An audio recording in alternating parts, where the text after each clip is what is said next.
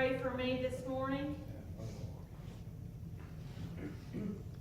Lord, give me the thought of keeping our blinders on.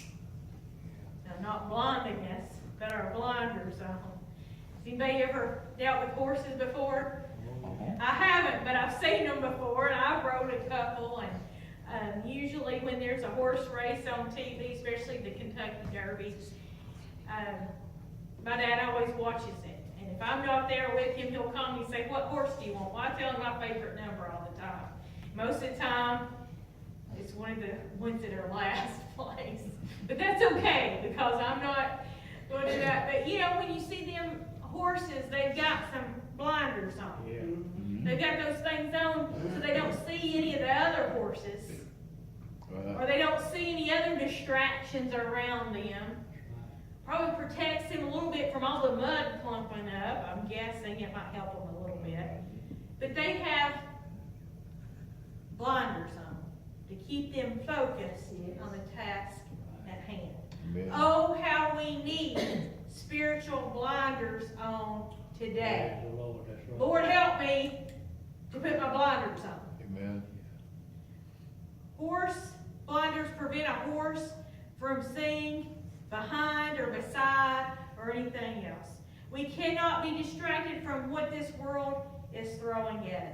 That's right. Because there's constantly stuff being thrown at us. Good.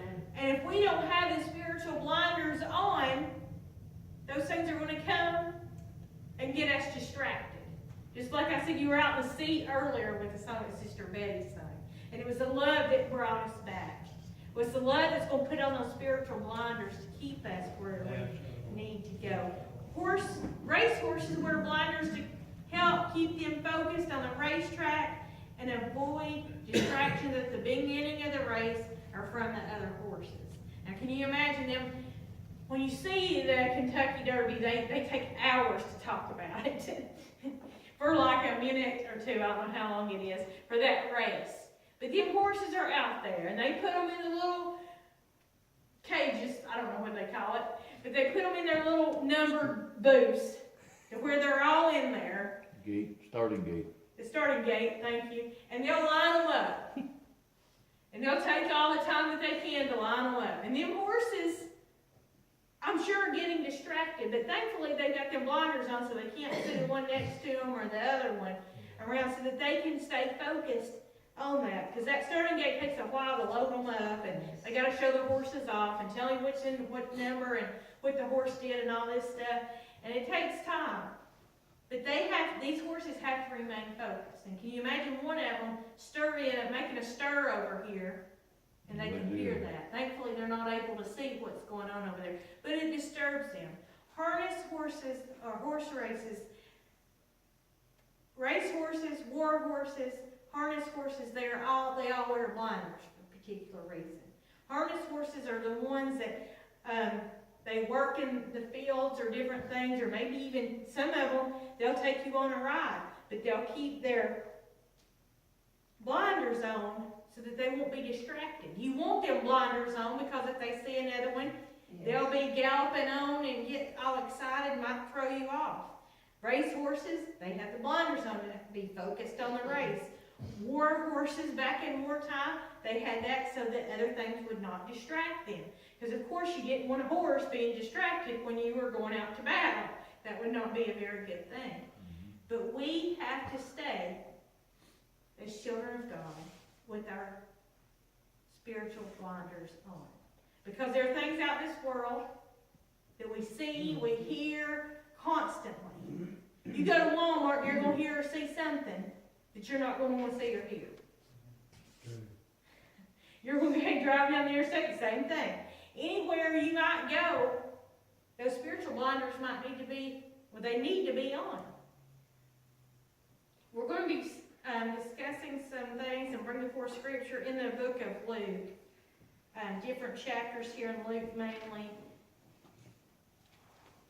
But Luke chapter 5. I want to use Jesus as an example because he's our ultimate example of one that I believe had spiritual blinders on. He was prepared for what was getting ready to come to him. How was he prepared? he prayed. He fasted. Luke chapter 5, beginning with verse 12. And it came to pass, when he was in a certain city, behold, a man full of leprosy, who seeing Jesus fell on his face and besought him, saying, Lord, if thou wilt, thou canst make me clean. And he put forth his hand and touched him, saying, I will, be thou clean. And immediately the leprosy departed from him. And he charged him to tell no one, but go and shew thyself to the priest, and offer thy cleansing, according as Moses commanded, for testimony unto them. But so much the more went a fame there, and fame abroad of him, and great multitudes came together to hear and to be healed by him and their infirmities. I want to stop right there for a minute. So we find the multitudes, they hear all about Jesus healing people, and they're right there at it. Coming this way. Heal me, do this, do that. These things that are going on in their lives, and coming at Jesus constantly. Heal me. Heal my sins. Do all these different things. But in verse 16, and he withdrew himself into the wilderness and prayed. The Lord knew that he had to constantly be praying to get them spiritual blinders on so that he could be focused for the task at hand. To be praying and seeking the Lord, because can you imagine everybody just coming at you at one time? I know sometimes at the assembly, used to when I was at the bookstore, there'd be people constantly, I need my evening light renewed, I need this renewed, I need that, I need to buy this, I need to buy that, where's this, where's the offering baskets, where's this? And you're like, what? There's just so much. And the stress of life, sometimes that's what happens. But Jesus knew. He had to go out himself. Even though he was the Son of God, he went out to pray. Because he knew he had to get focused. To keep focused on his Father. And focused on prayer. And it came to pass on a certain day when he was teaching that there were Pharisees and doctors of the law sitting by, which were out of every town of Galilee and Judea and Jerusalem, and the power of the Lord was present to heal them. And behold, they brought a man in a bed which was taken of palsy, and they sought means to bring him in and to lay him before him. And when they could not find by what way they might bring him in because of the multitude, they went on the housetop, and they let him down through the tiling with his couch into the midst of Jesus.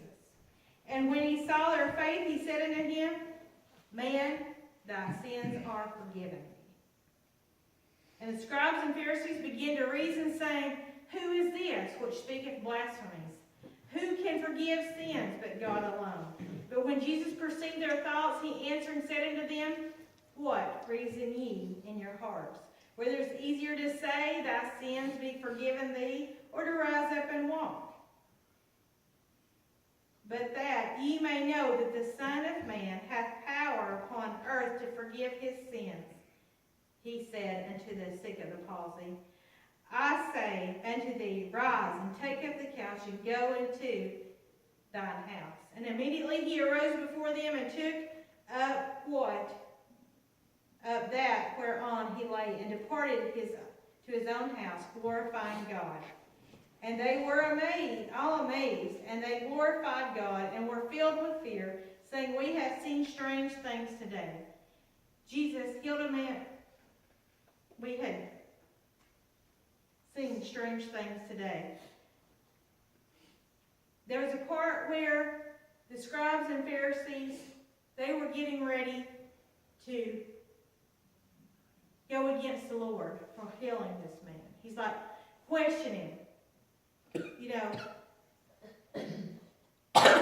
is this which speaketh blasphemies? Who can forgive sins but God alone? But you read up in the few verses before that, he had been praying in the wilderness. He had been praying because he had to be focused on the task at hand. He knew that there was something else that was going to come his way. These scribes and Pharisees, You know, they got upset when he healed a man on the Sabbath. They were mad. They were mad because the disciples were getting corn out of the field and eating it on the Sabbath. But he had to go through these things. Again, for the scribes and the Pharisees were condemning him, the Son of God. But he knew he had to stay focused. We have to stay focused on the Lord. Amen. We can't take them off, our blinders off for just one moment. Because when we do, that's when things creep in. That's when we see the devil over here playing and we're ready to go this way or that way. Leaning to the right or to the left, or this way or that way. That's when you become unstable, because you put them blinders off, and you say, well, I'm going to do it, and I don't need these things on. I have a problem with wearing my glasses. I don't like to wear my glasses, and when I'm driving, I need to wear my glasses, but here lately, the lens keeps falling out. So therefore, I just don't wear my glasses. And I think, well, I don't need them. I don't want to put them on. Because for one thing, I don't like the way I look in my glasses. And for another thing, that lens keeps popping off. And it's irritating because I'm going down the road and pop and comes out. But I need to wear my glasses and I need to put them on. But more importantly, we need to put those blinders on. Yes. Spiritual blinders on to keep those things away from our thoughts. From our minds, those things that can lead us astray. When our spiritual blinders are not on, yesterday, and pick on Brother Ed, he likes cars. Yesterday, there's a Corvette passed by, he goes, whoa, there's a Corvette. And the next time, oh, there's a Corvette. And I was like, oh, look, there's a Mercedes. Oh, there's a Mercedes, you know. And sometimes we're like that. You know, I'm guilty. I'm like, look, there's my favorite car. Look, there's this. Look, there's that. And we're constantly. Or look, so-and-so's went on vacation and I'm not. And now I'm jealous and I'm coveting what they have. Or look, so-and-so's buying a house. I can't have a house. Or so-and-so's buying this or buying that. Or so-and-so, you know, you fill in the blank. Things are distracting us constantly. But when we're looking to the Lord and saying, Lord, you supply my every need. You know what I need. Amen. You know what's going to benefit me. You even know the things I want. And sometimes the Lord blesses us with things that we want. But I believe he does that because he knows that maybe we will use it for his glory. Luke chapter 6, we find Jesus praying and seeking the Lord before he called the 12 disciples. In verse 12, Luke chapter 6, and it came to pass in those days that he went out to a mountain to pray and continued all night in prayer. And when it was day, he called unto his disciples, and of them he chose 12, whom also he named apostles. Of course, we can read right after that the 12 disciples' names. But Jesus had his blinders on.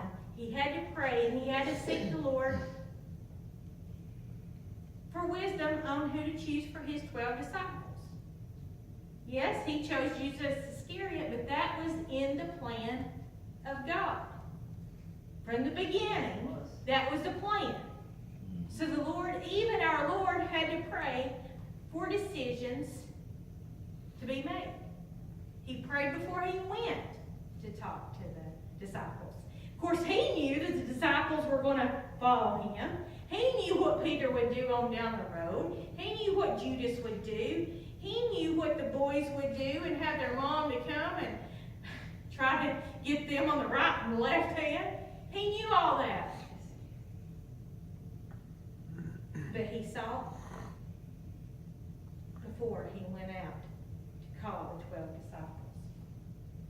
Luke chapter 9, beginning with verse 18. And it came to pass, as he was alone praying, this is the Lord praying again, his disciples were with him, and he asked them, saying, whom say the people that I am?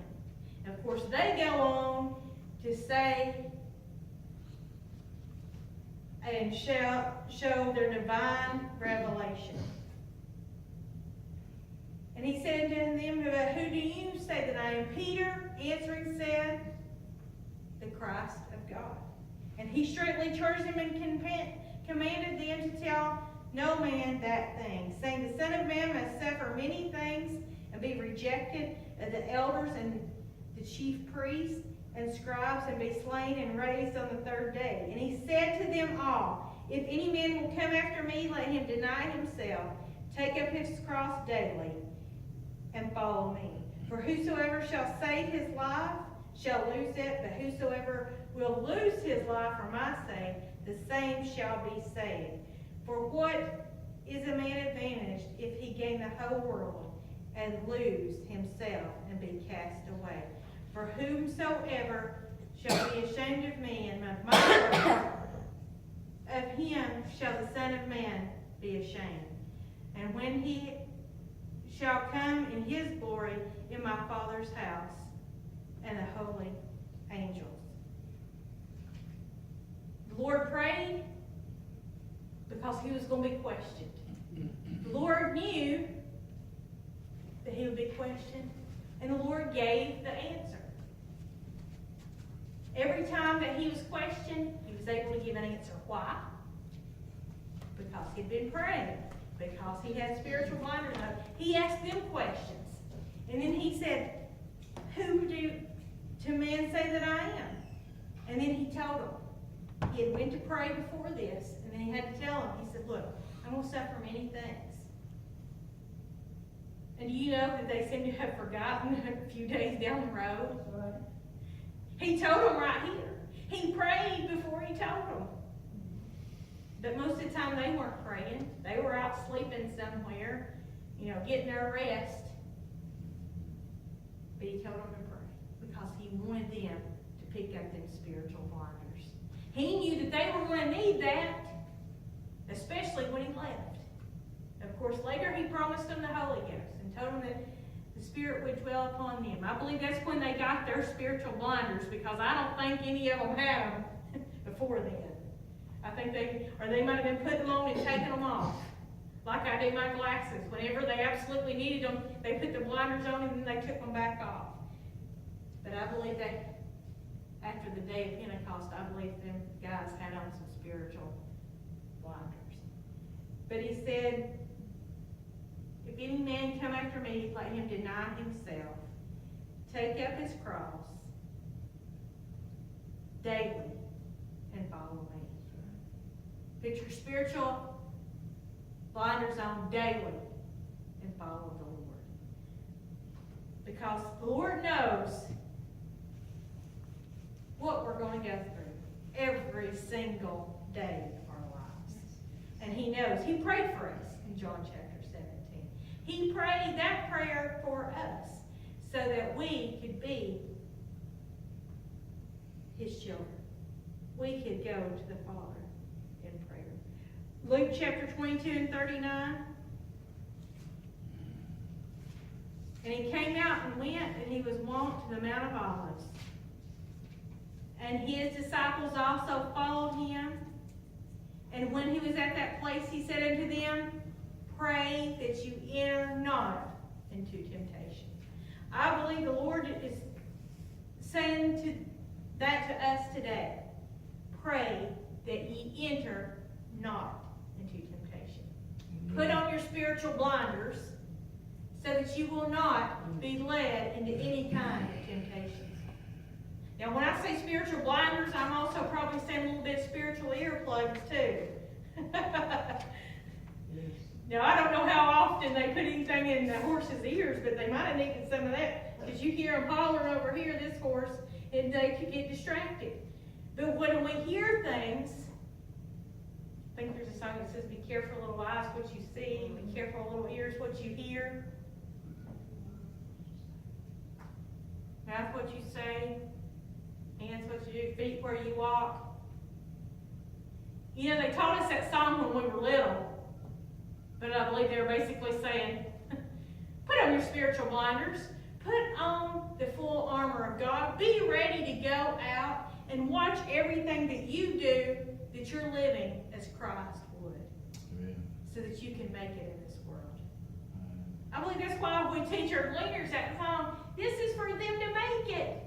And they don't realize it. They think it's a cute little song, and it is. Point to your eyes, point to your ears. But help us to be careful of what we hear. Here in this world. Because there's things that go in. There's some things that should go in one ear and out the other. And when I was young, Mom did not want anything to go in one ear and out the other. Should say sometimes, everything I've told you today has been in one ear and out the other. I'm sure we've all done that before. We've either said it or been guilty of letting it go in one ear and out the other. But there's some things in this world that we need to let it go in one ear and out the other. Amen. Because it's a distraction. Just like not having blinders on, not having our spiritual earplugs on, can be detrimental to our spiritual lives. But he said, pray that ye enter not into temptation. Of course, we find out later that Peter was ready to cut the guy's ear off. I believe he was tempted. He like, I'm going to save the Lord. And he thought he was trying to do good, but he was tempted. He denied the Lord 3 times. But can you imagine if he had spiritual blinders on then? Can you imagine if Judas Iscariot had his spiritual blinders on? He wouldn't have put those 30 pieces of silver out and told them where the Lord was. But of course, that had to happen for the fulfillment of prophecy. But when we have spiritual blinders on, we won't do the things of this world. We won't let things affect us, even in the church. We won't affect maybe what Sister Sutton says, our spiritual lives. Maybe what Sister Wendy says, if it's not edifying, we've let it go in one ear and out the other. We've let whatever she's done pass, because our eyes are on Christ. He is our example. He's the only example we can really look to. It's good to have spiritual leaders in the church, but we have to ultimately look to Christ. And when verse 41 in chapter 22 of Luke, and he was without from them about a stone's cast, and kneeled down and prayed, saying, Father, if thou be willing, remove this cup from me. Nevertheless, not my will, but thine be done.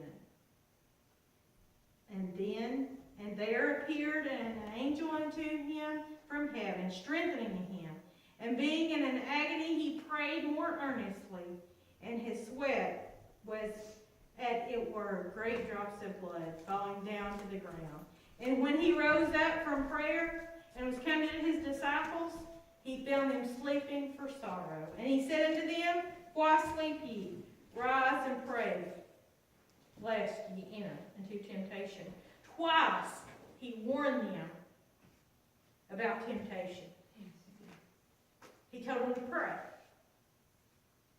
He goes back, and he could not even let, I can imagine, can you imagine leading a Bible study for a week, or prayer time for a week, and saying, we're having prayer time every night this week.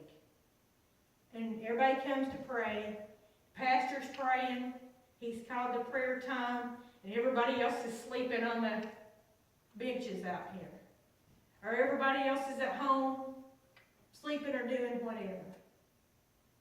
Could you imagine how the pastor would feel?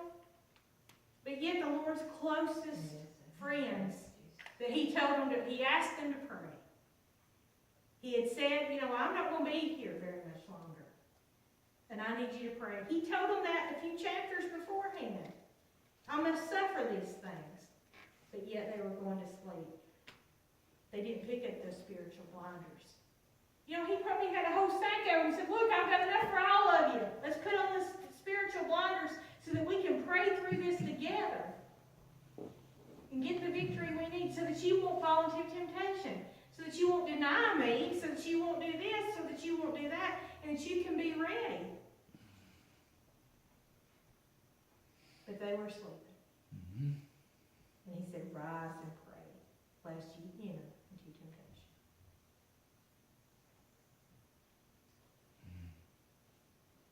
We have to look unto the Lord. While blinders can help us focus, they also limit our vision, causing us to be more dependent upon our guide and handler. Sometimes it can, when it helps sometimes. Have you seen them when they load them up in the gate? They don't just say, okay, horses, go to the gate. But their jockey or somebody else takes them and carries them around, you know, and puts them in. Usually there's probably somebody hired to do that. Their jockey will lead them different other places, but their handler leads them. We have to be more dependent upon the guide and the handler. The guide, the handler, the one that handles us. Limited vision forces us to wait for guidance and to trust the handler's course. But we can depend upon him to lead us past the shadows and temptations and distractions of this world. I believe that's why the Lord prayed for us. John chapter 17, he prayed for us so that we can allow him to lead us. Put on those spiritual blinders and have him lead us where we need to go. So that these temptations and distractions around us cannot sway us one way or the other. When we choose to put on the blinders to outside influences, we are able to fix our eyes on the Lord and walk straight toward him, which is our destination. That's where we want to go. We want to walk straight toward him, not this way or that way. Or I think if somebody maybe with ADHD, oh, there's food over here. Oh, there's something else over here. Oh, there's something. There again, you fill in the blank. Oh, there's a new car. Oh, there's a new job. Oh, there's a new, I don't know, something. A new dress, a new house, a new coat, a new hat. And we're all, and I'm not saying these are bad, but there's some people, oh, there's me a new man. There's me a new husband over here. There's me a new wife, you know, or a new this or a new that. Or I'm not pleased with any of these things. But when God puts those spiritual blinders on, and we know where to go, we can walk straight toward him, which is where we need to go. So that we can finish the race. Finish with the Lord, so that we can see the Lord and hear, well done, thou good and faithful servant. I believe Brother Chris mentioned this in Sunday school, Hebrews 12 and 22, looking unto Jesus, the author and finisher of our faith. When we look to him, ultimately look to him and nobody else. I can't even look to Brother Chris for all the answers. I can't do it. I might ask him a few questions along the way, but he's not who needs to lead me where I need to go. Spiritually, we can join hand in hand and join the Lord's hand, and the two of us, the Lord, can allow him to direct us every step of the way because we're one flesh and we can walk together with the Lord. But he can't get ahead, or I can't get ahead of the Lord, but we have to walk with the Lord. Looking unto him, the author and finisher of our faith, who for the joy that was set before him endured the cross, despising the shame, and is set down at the right hand of the throne of God. I want to be there one day. I want to see the Lord. I want to read a few last scriptures in Proverbs chapter 4. Proverbs chapter 4, beginning with verse 15. Some wise instruction. It says, enter not into the path of the wicked, and go not down in the way of evil men. Avoid it. Pass not by it. Turn from it, and pass away. For they sleep not, except they have done mischief, and their sleep is taken away, unless they cause some to fall. For they eat the bread of wickedness, and drink the wine of violence. But the path of the just is as the shining light that shineth more and more unto the perfect day. The way of the wicked is darkness. They know not at what they stumble. My son, attend to my words, and incline thine ear unto my sayings. Let them not depart from thine eyes. Keep them in the midst of thine heart. For they are life unto those that find them, and health to all their flesh. Keep thy heart with all diligence, for out of it are the issues of life. Put away from thee a froward mouth and perverse lips, put far from thee. Let thine eyes look right on, and let thine eyelids look straight before thee. Ponder the path of thy feet, and let all thy ways be established. Turn not to the right hand or to the left. Remove thy foot from evil. The Lord is telling us by this wisdom in Proverbs that we are to let thine eyes look right on. How can we look right on if we don't have something to block our view from everything else that's going on in this life? And to let thine eyelids look straight before thee. Look to the Lord, the author and finisher of our faith. Ponder the path of thy feet, and let all their ways be established. Be careful, little feet, where you go. Eyes, what you see. Ears, what you hear. Because that's what's going to help us get where we need to be with the Lord. Right. When we're letting all these body parts do whatever it wants to do, that's going to lead us a road to destruction. But when we submit them to the Lord, submit to the Lord everything that we say and do, and not turn to the right hand or to the left,